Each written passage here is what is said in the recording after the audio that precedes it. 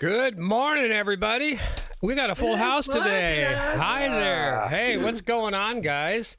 How's everything going? Hey. Let's see. We have a special guest. We got two special guests today, Rhonda. Would you like to introduce them? You want me to? Me? Really? Yeah. Yes, of course we've got our great and wonderful other co-host, Amber King, with us this morning. And our special guest is PeeWee. PeeWee. Hey, everybody.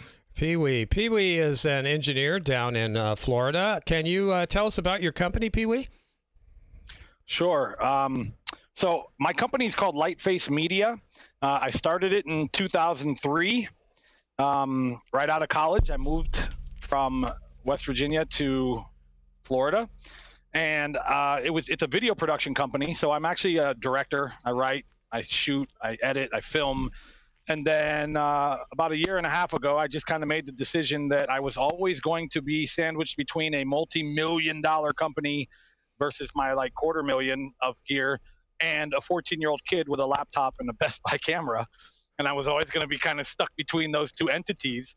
So I said, you know what? Live streaming, man. Everybody's trying to do it on their phones. Nobody's doing it well. Nobody understands it. I own half the gear anyway. And so I bought, that was a huge mistake, by the way. I did not own half the gear. I have bought a ton of gear in the last year and a half. But yeah, I'm focusing more on events, live streaming, corporate stuff too, business meetings. I do a lot of events though. Like I just did Oktoberfest down here. I just did, when Game of Thrones, we were doing like trivia nights and things like that. And I did a big 8-part series last year in 2019. We did 8 races for men's pro crit cycling. So that posed all kinds of challenges, man. You're trying to have guys on motorcycles with cameras and relay that back to the trailer at the same time having cameras that are waterproof housings piped all over a mile-long track. It was challenging. So here I am. Wow. You know, you just made me tired talking about what you do, PeeWee. I mean, talk about somebody. They call me the guy behind the curtain, but you're really the guy. Thinking of how lovely your skills are going to be when it comes to like big old protests or when we get our yellow vests on and relaying footage back and forth on what's going on everywhere. Yeah, absolutely. That's what we're travel, right? Yeah, that's why we're developing these shows, and we were going to have PeeWee here this morning to talk about that. We're going to have an extended show, but I do want to say hi to Barbara Bartleson. Hey, Barbara, thanks for coming in today. This is going to be an educational, fun Friday, sort of, but just to give the folks a little peek at the ideologies that we all share here. We're going to talk about one little news subject this morning, little, and I know Amber and Rhonda specifically are going to have a lot to chime in on. So we're gonna run this clip, and it's Krystal Ball, PeeWee, and I know I like you're a fan of Krystal. I went over to your page, and I think we're she, believe it or not, I heard her on the video you sent. I don't know if you're going to play that part of it, but she's from East Liverpool. East Liverpool's an hour from where I went to college and an hour from where I went to high school. Is that in England? No, that's in West Virginia. Oh, sorry. Liverpool. Liverpool. Okay. Oh, now I get it. Yeah. That took me a minute. Ha. This is Oz trying to be funny. You know, I get paid well for that. Okay, here we go with Krystal. I'm gonna run a minute or so into this, and you'll get the idea of how we're gonna approach it. So even before the coronavirus crisis and the attendant economic fallout, we've been talking about a retail apocalypse, stores, longtime stores, large stores, closing up shop, filing for bankruptcy, etc. Well, there's a new analysis, and we can throw this tweet up on the screen, that shows that out of the coronavirus crisis, 100,000 stores could close. Online share of retail is going to go from 15 to 25%. And surprise, surprise, the big guys are only going to get bigger. We're talking Walmart, we're talking Target, Costco, Amazon, etc. Obvious winners. And this is a massive shift in the American landscape, both in terms of our consumer habits, where our wealth goes, how concentrated that is in certain entities and human beings, this is a dynamic too that's so important that you see really clearly with Walmart. The way that when you are dealing with big retailers versus small businesses, the wealth gets sucked out of your local community to certain concentrated areas. And that was the dynamic that was in place before this crisis. What this report says, something we predicted and expected, frankly, given the nature of the pathetic, inadequate, overwhelmingly favoring the big guys response, this is only going to hasten that decline in small business. Yeah, this is what I talked about a lot in the early days of the bailout, which is that this is what the bailout was more than anything. It was a bridge loan. It was like bridge loan to big corporations saying, we will get you through the hard period with as much as you possibly need,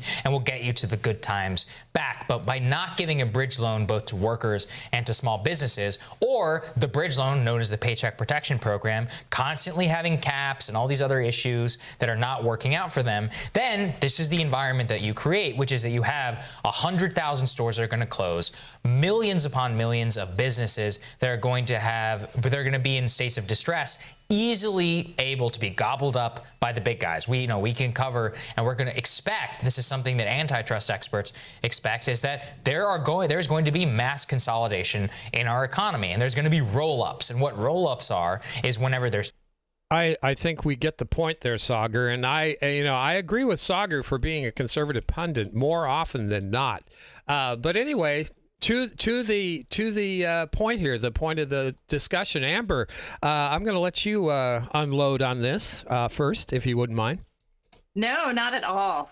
So, we've seen, to me, this just feels like the entire setup is a smash and grab of wealth and a reason to hit surveillance, a reason to beat up China because they were going to be ahead of us in AI. I'm not sure if any of you guys also saw the Jimmy Dore show yesterday with Whitney Webb, I've been following a lot of her work on Epstein, and she had a great piece. A lot of it was coming out of the White House. She did a FOIA, Freedom of Information Request Act, to find out that a lot of the same companies that have been concerned about China's advancement in AI due to their population size and lack of, say, professional doctors to be able to treat an entire country, that they had been developing AI at a much faster rate than we had, and they've been very concerned about that in the Silicon Valley powers that be, which have also been on the Trump task force in regards to how they were going to compete, and not in a superpower sense, but in a global sense. And so they've been pushing and planning these same people that were in these economic task force are also in these think tank operations that are pushing to rewrite our surveillance code, because obviously the differences between East and West symbolically and sociologically weren't going to mesh. We weren't going to just switch to a different paradigm without a massive event happening, and they've been planning that for over a year. Well, thank you, Amber. I think you nailed it. I just want to give a quick shout out before we let PeeWee speak out on this issue. Jeffrey Pearson, we have the natural progressive Christine. We're going to be seeing a lot of Christine on this program, I hope. And hi again, Barbara. Human. Hi, Human. Welcome. Anyway, PeeWee, what do you think about all this consolidation of retail sales and wealth? Well, the back end of that video that happens after you paused it, that's where she talks about her hometown. And that's why I brought that up, because I'm from the same hometown, pretty much, not less than an hour away. She's absolutely right she goes on to talk about the steel mills and the coal mines and everything that we had in West Virginia, and how that was everything there. It's exactly what's happened, though. The only places to work are Walmart, Kmart, these big places that come in. Everything goes out of, they come in and everybody's excited that they're coming, and that's going to, bring jobs and stimulate the economy locally. But the reality is, what ends up happening is they come and all the mom and pop stores around them shut down. And then that's it. And then they suck the area dry. In that area that she's talking about, the entire state of West Virginia, last time I went home to visit, I was very surprised. Every single little hole-in-the-wall bar, many of the convenience stores, the 7-Elevens, things like that, they all have between 2 and 20 slot machines in them. really modern digital slot machines that play a host of games because they made gambling legal in the whole state. So that now that the big box stores came in and wiped everybody out, and now there's nobody left because people like me, people like Krystal get out of the area because there's no opportunity for us there. There's no money. They took it all. And so what are they doing now? The state is siphoning the last little bits off that they can by legalizing gambling in every single little mom and pop place that's left. I'm a small business, so it concerns me as well too. I am livid with this whole what they say and what they do are two different things. I filed my small business loan information and all the stuff with the Cures Act. I filed all of that. I filed March 23rd.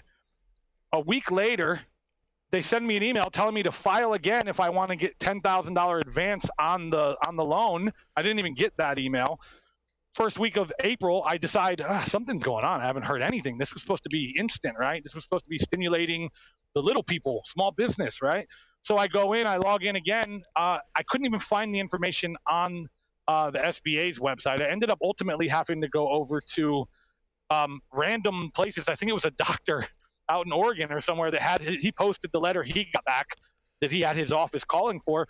That basically what they're saying is that anybody who filed before April, the system crashed and all of those applications were wiped out and everybody has to reapply.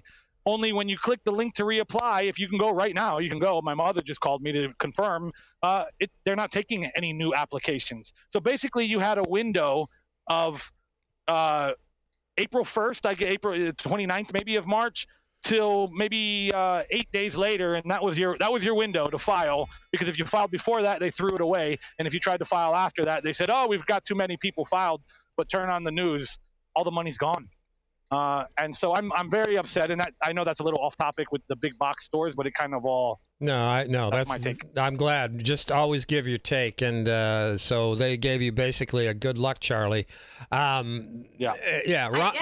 I have a similar story on unemployment. You know, the systems weren't set up for the laws they passed, and so everybody that was laid off in March wasn't eligible to file here in Washington State until the 18th of April. And then their system was crashed because it was down. Yep. So myself, I started filing in April. I've filed for 3 weeks now. Nothing. Yeah. And what's the amount there, right? 600, 500? Well, supposed so to be. I had a standby letter. Standby was denied. So it would be my normal based on my last year's wages, which is like so in Florida, in Florida, Rick Scott had I call it the war on the poor. But basically, he reformed our unemployment, and you can only get a maximum of $275 a week now in Florida. And apparently, even though they're making exceptions for everybody, including the WWF down here and the beaches, so they could collect their money for spring break, even though they're helping all these people, they can't make an exception for the cap of $275 a week unemployment. So that's what our Floridians have to look forward to. Great. Mine. I just found out that I'm going to miss out on the money for my kids. I have custody of my niece and nephew. And the way that my taxes and stuff are, I don't have to file. But I wasn't told that I have to actually go in and submit for the 2 kids I do have. I was told everything's fine. And so by the time I found out, it was a day too late. So I missed out on the $1,000 for my niece and nephew. Yeah, it's ridiculous. Another fun piece to that is if they're over the age of 14, they're not counted anyway. Well, no, I thought it was 17. I thought it was 17. 17. So it's, as long as they're underneath 7, once they hit 17, it's done. Because my son's 18. I don't get anything for him. He just turned 18. In this program, they actually started the age at 14 oh for my the God. reimbursement. You're kidding me. Wow. Oh my God. They're screwing you up, huh? I don't know. It's all crazy. But yeah, so this corporate consolidation works out very, very well, though. You know, it works out for everybody, right? So, you know, why not just leave it up to just Walmart to feed us and clothe us? You know, they do right by us all. This is kind of like the total opposite of what we need to do. We need to go backwards, you know. We need to build our own, you know, like we're going to be talking about this Saturday, Amber, our own food forest, and we got to look out for each other. They're not going to do it. they're not going to do it, but they don't have the will of the people on board. And I think that's evident in seeing some of the protests in people. And whether we agree with them or not, that's dissident of people being unhappy with what's being shoved down their throats. So I think it's going to be a longer conversation. You had said to me, and you guys have mentioned it today too, about a what do you call it? Independent media, a federated independent media network of all the social media out there, and more. And so, when you first said it to me, I was like, well, that's a lot. It's a mouthful. But I was like, what is he talking about? Then I started to think about it a little more with our show Around the Tap that I'm doing with Neil, doing this with you, and some other shows that I'm in. I'm giving real people a voice is what I'm doing with what I'm trying to do. And I thought about it more about what we're doing here right now. And I thought, just like she said, they don't have the will of the people. And so the thing is, though, that the people, they only seem to think things are real when they see it on TV and somebody tells them it's real who's on TV. And so this is the best way I get it now. I understand what you guys are doing with independent, us being real people, being able to talk to real people. Yeah, I need to give my gratuitous plug to where we're going on Rockfin. That's just one step, one direction that we're taking to build this coalition of independent media, social media, because the turf is out there and it's for us, we the people, to claim. Yeah. So the more we interact, the more we work together, because that's what we're about. We're never going to this little entity is never going to be in a position to where we're going to capitalize on this. We are going to be our virtual yellow vests. And the more all of us, Graham Elwood and Christine, the natural progressive, she's already on this, with us, the better off and the more ahead of the game we're going to be. And I'll just cite all the money that went into Bernie's campaign. If we could have gotten a fraction of that put into independent media, we'd be further along today. And I'll finish by saying, Jimmy Dore had Chris Hedges on his show yesterday. I highly recommend everybody watch that clip. It's going to bring you down, but it's the stark reality, the vision of what's happening around us today and what it's going to be tomorrow. So watch that clip with Chris Hedges and Jimmy Dore if you get a chance. You're going to really get a lot out of it. No matter what you think about it, Jimmy, he's been on the front end of actual news, actual independent media, along with many of our other social media people. Now let's talk about our guest, PeeWee. PeeWee, can we expand and go a little bit further into what you do as far as how to build an independent media show? Just give us a brief breakdown of the basics, the housekeeping, and Amber and Rhonda, I want you to add to that after he gets going on it. Are you speaking more of the equipment side of things, or are you speaking more of the production side? I think the production side is what we're looking for, because the tech is going to make a lot of us, our eyes glaze over. And, as much as I like to understand Russian and Italian, I'm not quite there yet. So go with the production side. Gotcha.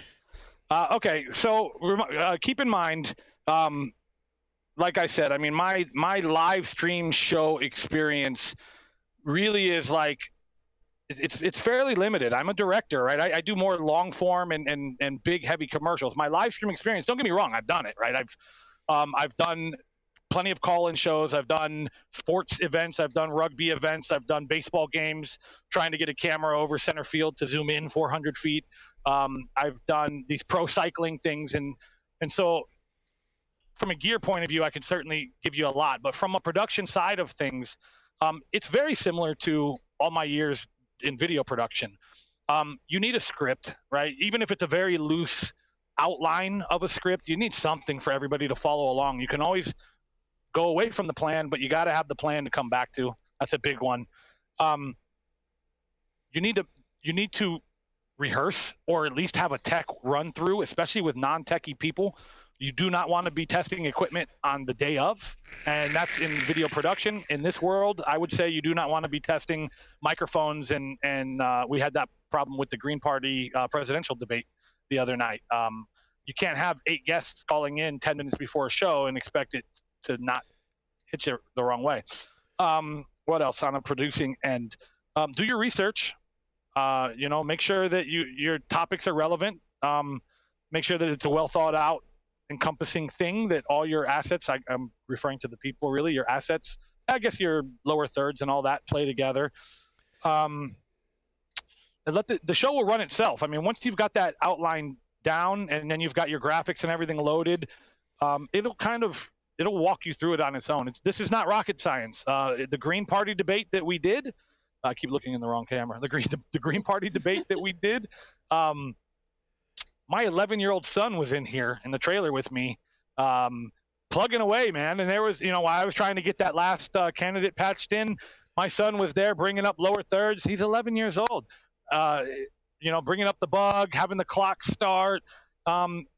It's not rocket science. You just have to do it. I do want to add one thing to what you said earlier. We do it because we love it and we have a message to put out for people, at least your show and my show. They can't beat that because we care about the issues. They care about $1. And so at the end of the day, they have to pay people like us a lot of money to do the shows for them. And they're going to make their decision based off of money. We're going to make our decision based off of heart. And so they're not going to beat us there. So I'm sorry, that was a little off topic, but no, go ahead. No, that was great. What else? It's a good point. I love that. Yeah. Rhonda, throw your insights in there. So how you feel about producing this show, and maybe a little bit of quick history. From what I understand, having octopus arms would be like perfect. Like, right, Oz? I watch Oz go crazy in the background. I know you say it's not rocket scientist, but you do need multiple appendages to make it all happen. Yeah. So I commend everybody who can do all that work behind the scenes. As far as this show, I just show up. Oz gets everything ready and tells me what we're going to talk about. So this one's it's one of my favorites, actually. But there is a lot of production going on for like our town halls. I mean, you should see how much time we spend behind the scenes building those up. So content is the biggest, I think, time user. Is getting the content and everything set up. And would you agree that people don't realize that that it seems, even if it is a simple show, the amount of work and pre-production that goes into that? There's no simple show. There really isn't. This is the simplest one we have, and we still spend an hour. We usually get Oz, is always kind of thinking about it, but we get in here about an hour before we even go, just to make sure we have everything ready to go, and that's not counting the stuff that Oz got done ahead of time. So yeah, it's not a quick thing to do. It may be a little simpler at times, but it's definitely it's a production. It's a show. Yeah. So it's fabulous. It's lovely to do.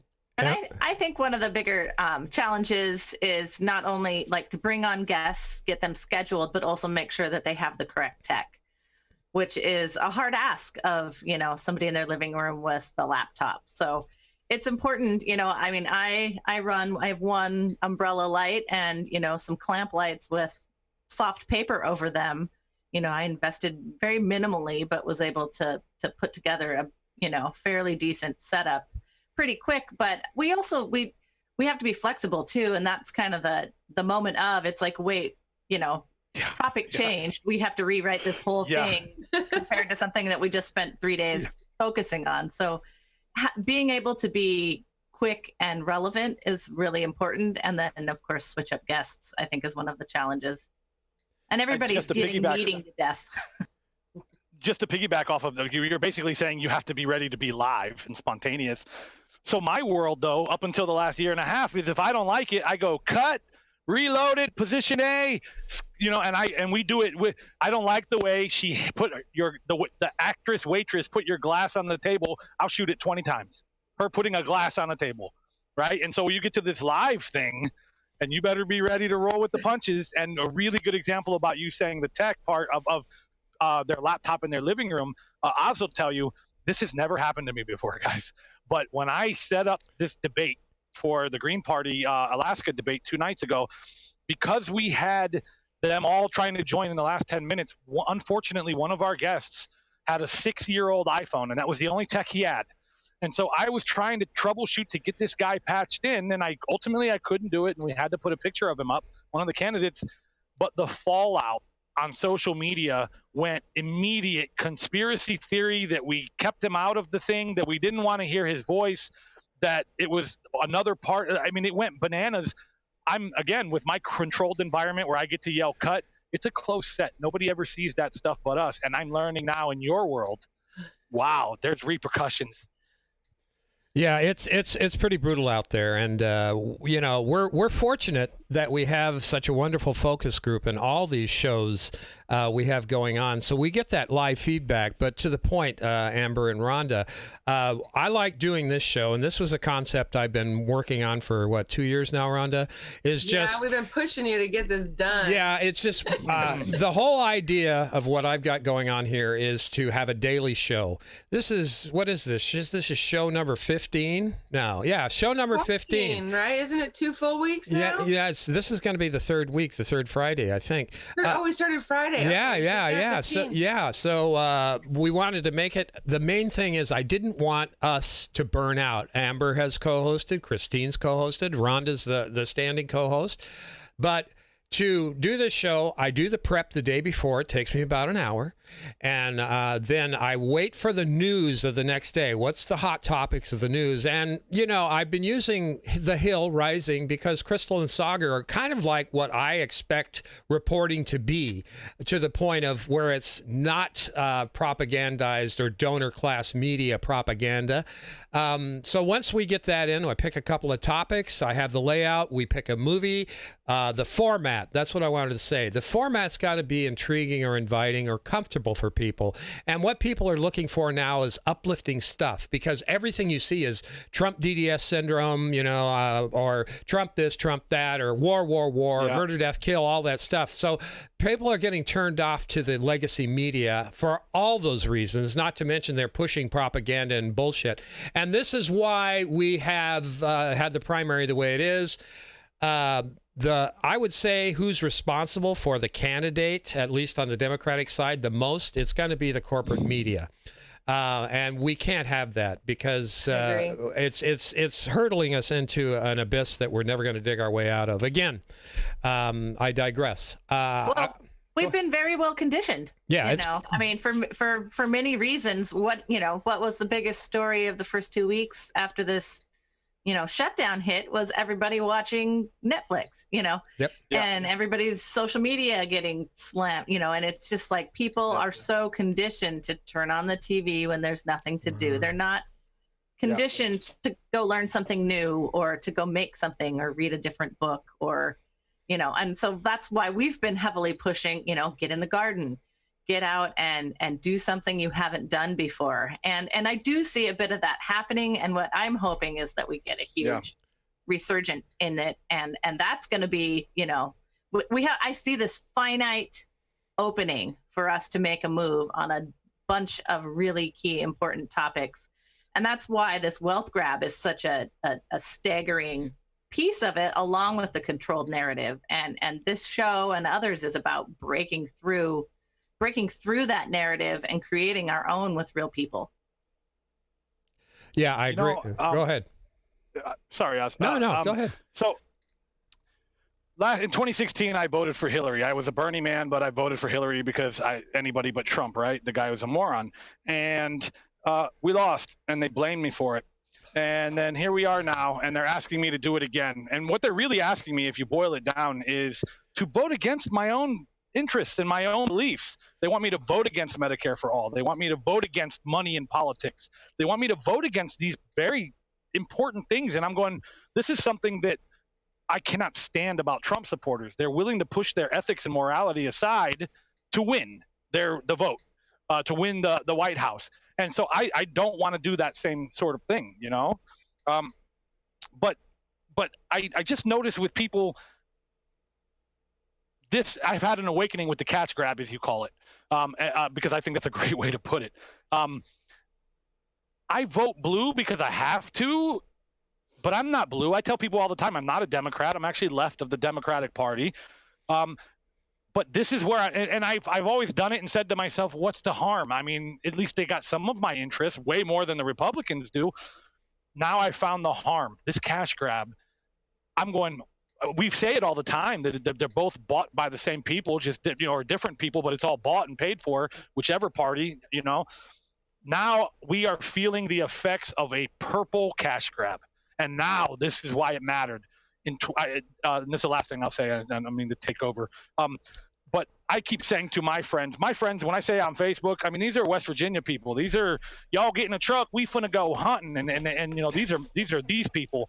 So I get that side of society in my daily social feed, and it drives me nuts because they love them some Trump.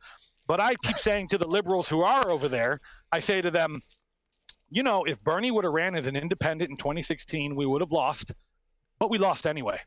And they would have blamed us, but they blamed us anyway. But a huge block of people would have said no more, and it would have mattered. And here in 2020, he would have ran for an independent again, and I think he had a chance. I think it would have been up for grabs, because I think enough of the blue people would have said, shit, we better go vote with these independents because we're going to lose again.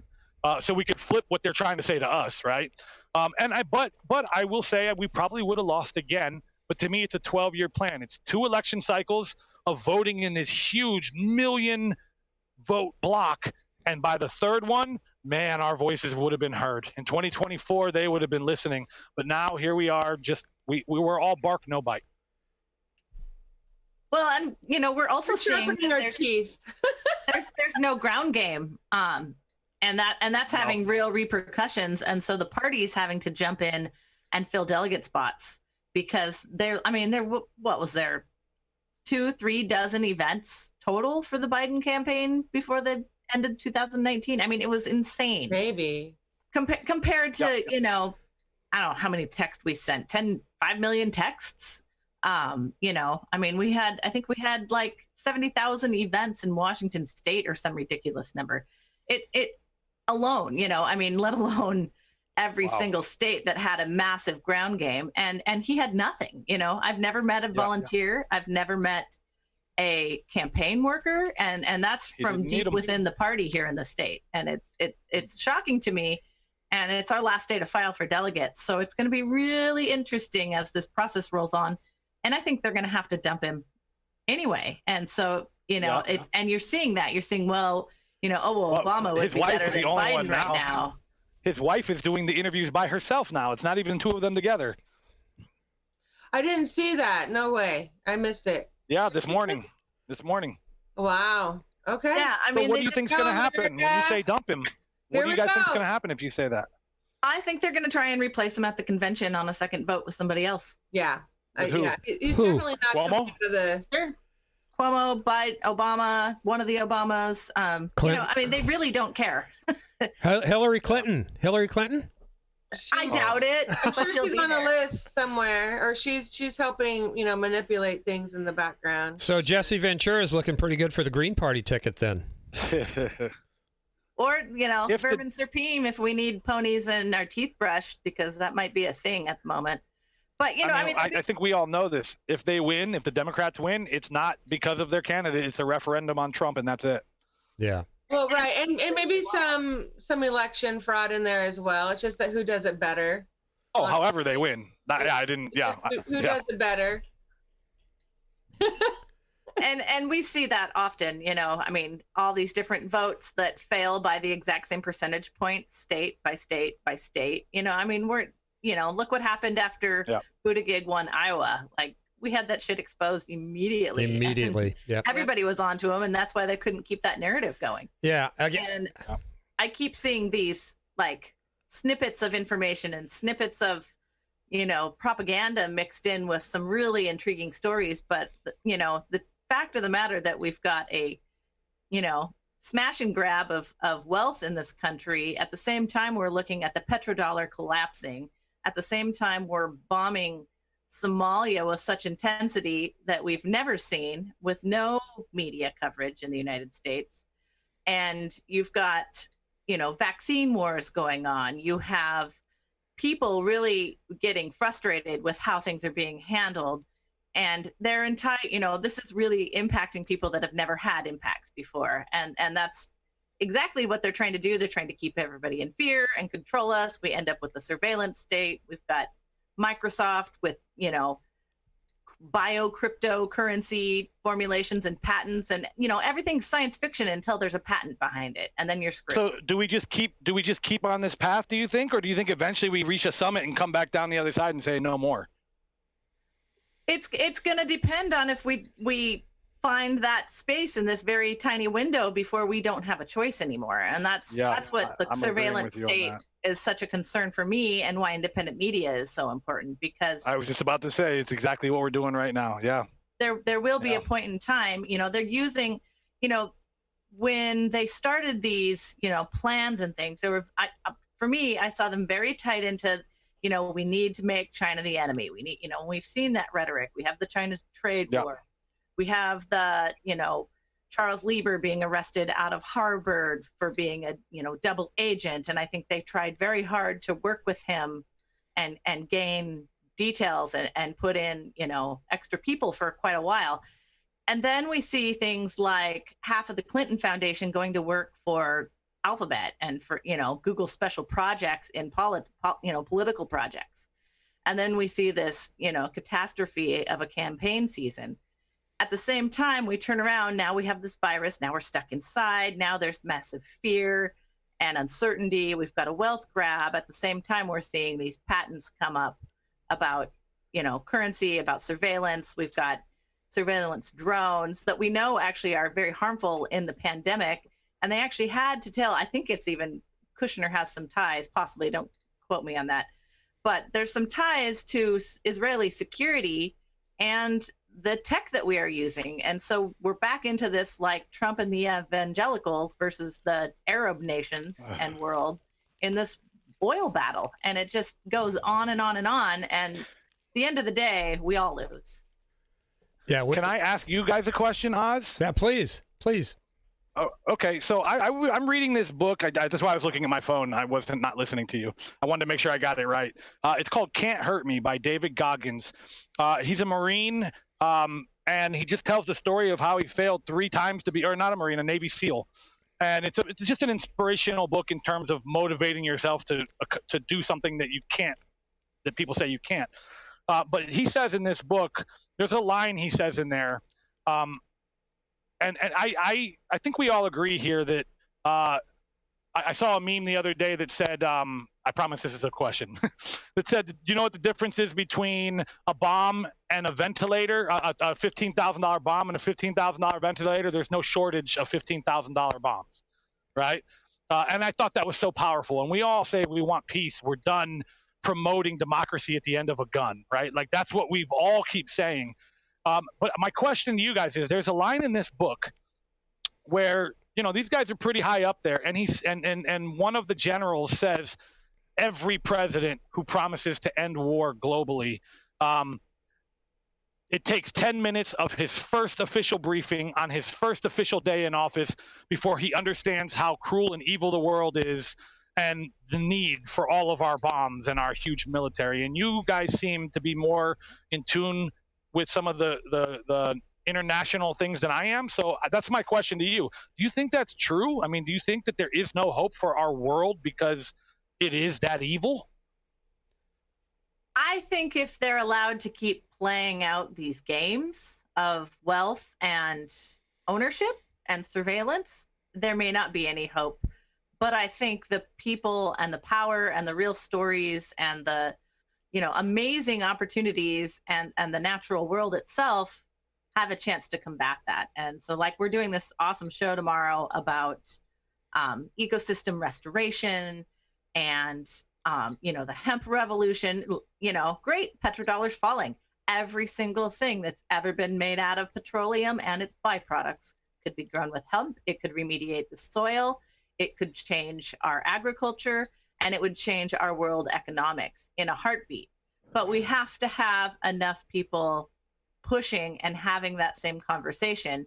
And with the controlled media, they're not going to get that information and know it's even possible, let alone the truth of what's going on because of the propaganda. And so that's, to me, the dichotomy of what we're trying to do with independent media is make sure there's independent reporting, just like we need to make sure there's independent science studies. And we've seen the corporate control on that.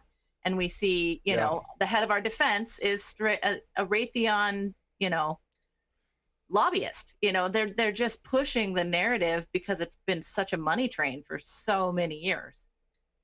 Rhonda, thoughts? Oh, I always think there's hope for humanity, so I always go to hope. I do think that we the people do rise when it comes down to it. You know, there's a breaking point. So it's just a matter of how that comes to fruition. I do think we can overcome. I don't think the world is that. But do you think that's true? I mean, do you think that Oh, within that first 10 minutes are told that? Yeah. Or, oh, I'm sure. I mean, I wouldn't put it past them. I mean, But if that's true, then doesn't that mean I don't want to say we're naive, but don't we need to then amend our ideas if the truth is within a 10-minute conversation of the powers that be, you understand why we need to bomb everybody? Oh, sorry. I just took it as I'm sure they told them it was that horrible in the first 10 minutes. I just do you think it's true? I really believe that it's true. No, I don't know either. Yeah. Same. I think it's this narrative that's used and worked to control people. It's used to control systems. You know, I know when the Obamas came into the office, I was so excited that Michelle was going to take on organic farming and that she was going to have a garden. And there was this huge, and at the time I worked as a USDA program administrator, and I was stoked. You know, I was like, yes, this is finally what we need. And then we saw, you know, the corporate thumb just drive that down to jack in a heartbeat, you know, and you never heard from it again. And so that's the pressure. It's not that it's actually what's happening. It's that, oh, well, if I can't make my $1 billion profit of it that I'm storing overseas, I'm not going to let this administration do it. And that's the narrative that needs to change. And it's only going to come out from more freedom of information requests, more truth, and fighting for the democracy and freedoms that we think we have, but yet the corporations have bought and sold. And so there's tons of hope and there's tons of ability. And the people, I think, have the stamina and the tenacity to do the work and make things happen. But we've really never been given the chance in the last 30 or 40 years to make that successful. Yeah, we're not given the truth. Yeah. Well, to answer, I'd like to try and answer that question for you, PeeWee. I'm just going to put it to you like this. We were all behind hope and change back in the day, and like Amber and Rhonda, you know, I was excited. I mean, I busted my ass for hope and change, and the day after he announced his cabinet, it was all Clinton people, and then I saw the policy shift right away. It's like as soon as he took the oath of office with Mr. Roberts, they took him in the back room, sat him on his knee, and said, "This is what you're going to say, and this is how it's going to be." Period. And that's how I, you know, as the average Oz in public viewed that.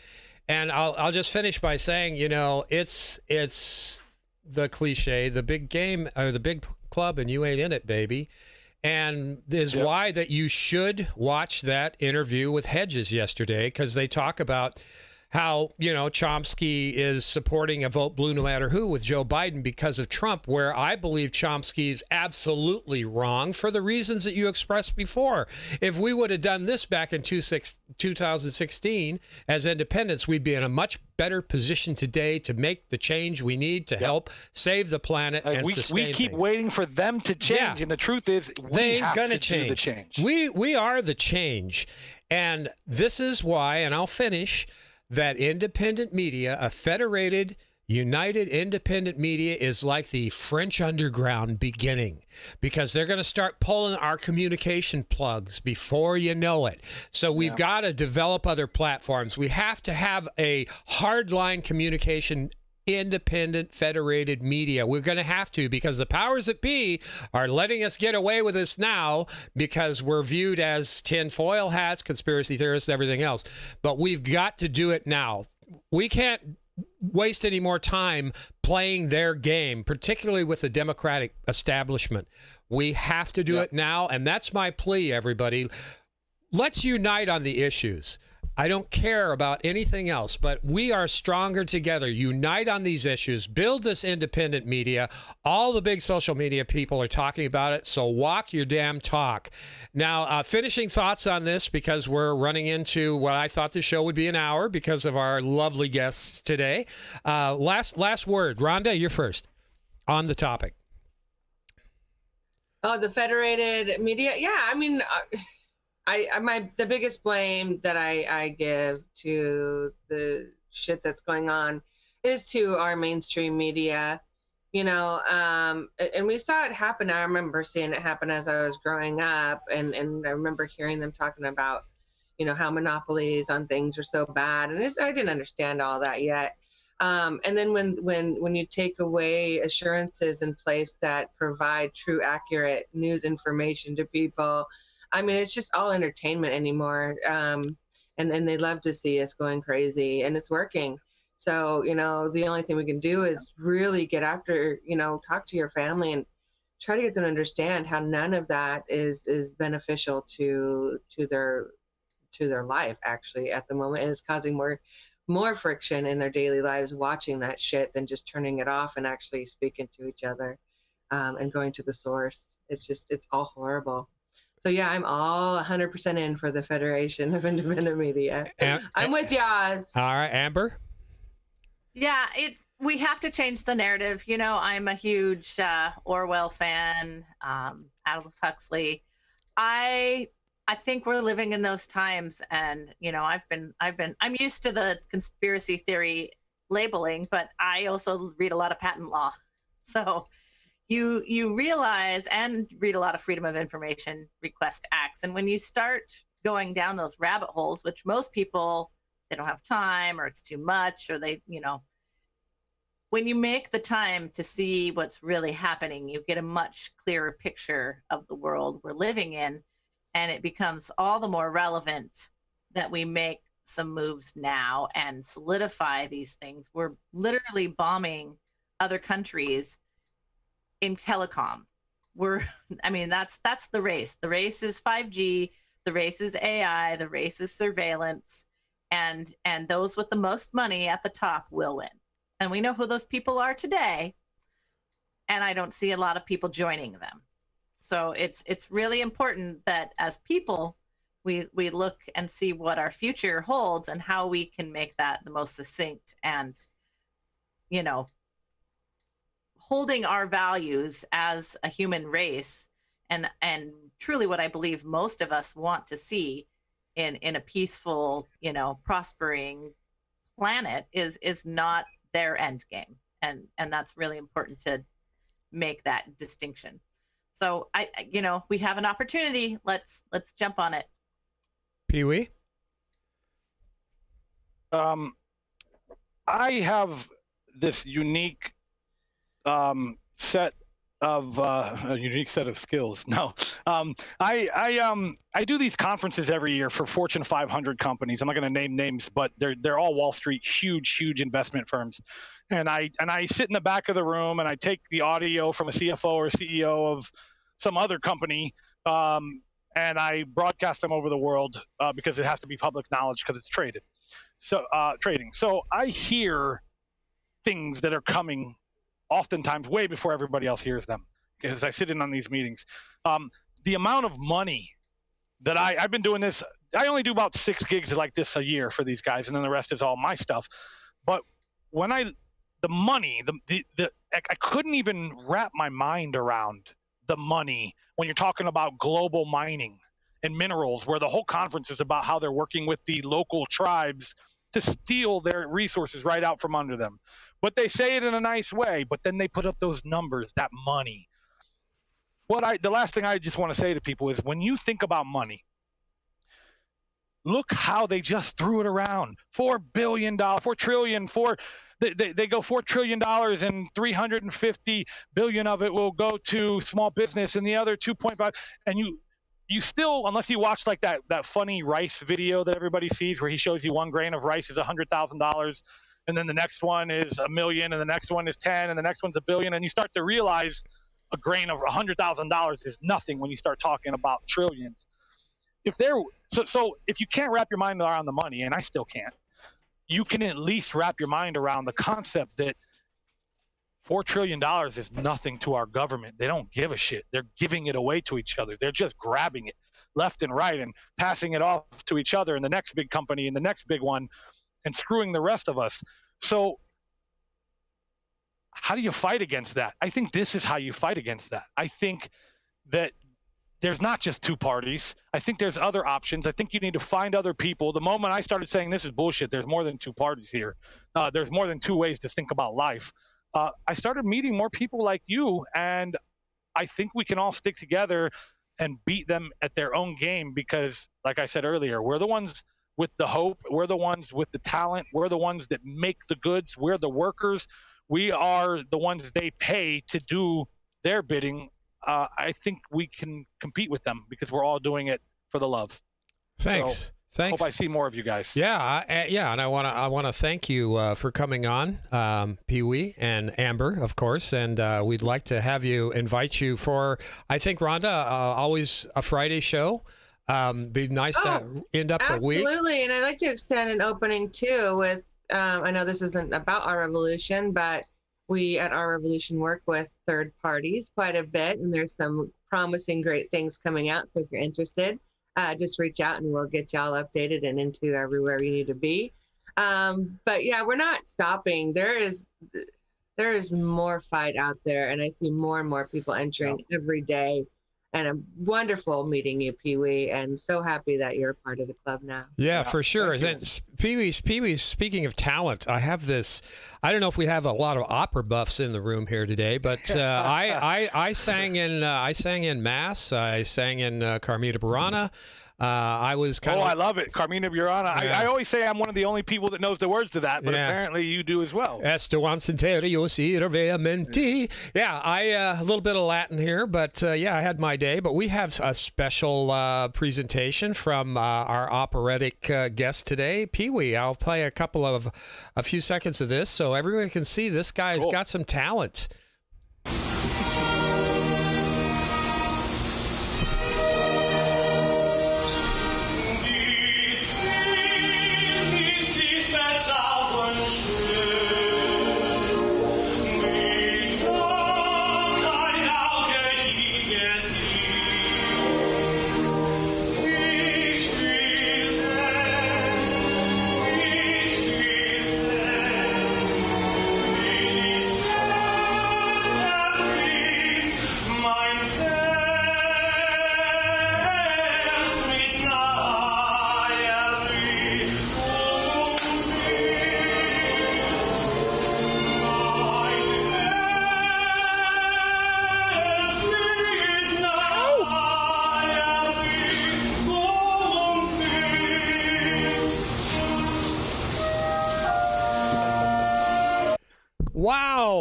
Wow. Oh, beautiful. Look at the pipes on that guy. Wow. That is awesome. Thanks, man. That's awesome. Thank you. Awesome. I have a little historical tidbit. My great-great-grandmother was the first opera singer in the White House, and her and President Lincoln wrote letters back and forth to each other. Holy Wow. smokes. I'm going to have to Super stand cool. outside the room Oh, today. nice brag there, Amber. Yeah, hey, right That's on. pretty cool freaking family history. Yeah, gee whiz. I'm going to brag on mine too. My fourth great uncle was Davy Crockett. Not the smartest guy in the world, but he's a historical figure. Oh, dang. Yeah. I don't know my history actually very well at all. I've no idea. Yeah. It's a big secret. Okay. Yeah, so- you go ahead. know, I always go around telling everybody I'm half Puerto Rican, and then my mother's German and Polish, and I just found out that there's a lot of Scottish in there as well.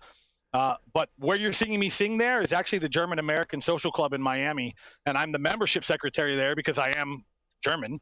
And so that's, And the reason you kept seeing me look backwards was because the conductor was behind me. And so I couldn't see her for the cues, and it was really odd. It was a weird way to do it, but we did it.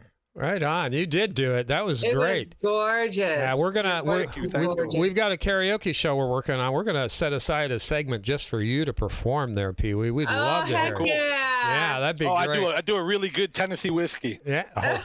There you It's go. on. Yeah, moving right along. We're just about right on time for an hour. Movie pick of the week is The Whole Nine Yards. If anybody has not seen that one, it's an oldie but a goodie. I think it was 2000. Lots of fun. Natasha Henstridge. Let me just play. I'm not going to play the whole thing, but just to put it in there, and then we'll close out.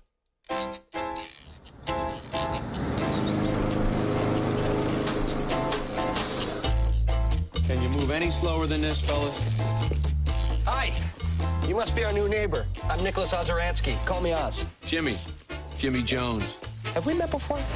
No. I remember I got a thing with faces.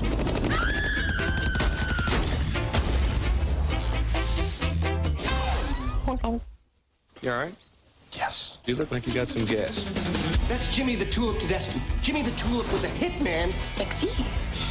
Sophie the man's killed 17 people. Let's go for a drive. A drive? Look, Jimmy, I certainly don't want to die. Better get used to it because you're going to. What? Everybody dies. Sooner or later.